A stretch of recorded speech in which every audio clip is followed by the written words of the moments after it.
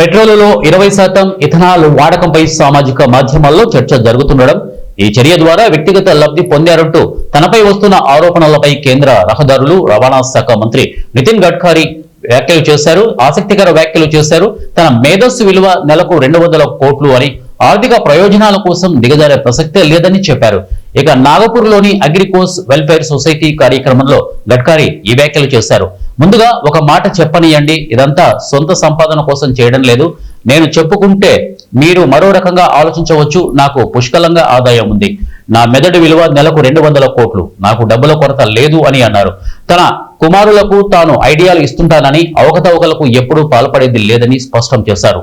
ఈ 20 పెట్రోల్ వాడకాన్ని ప్రభుత్వం ప్రోత్సహిస్తుండడంపై చర్చ జరుగుతుండగా గడ్కరీపై కాంగ్రెస్ విమర్శలు చేసింది. ఇథనాల్ పై ప్రభుత్వ విధానం వల్ల కేంద్ర మంత్రి కుమారులు ప్రయోజనం పొందారని, ఇక ఇందువల్లే ఇథనాల్ ప్రొడక్షన్ పై చురుగ్గా లోబియింగ్ చేస్తున్నారని విమర్శించారు.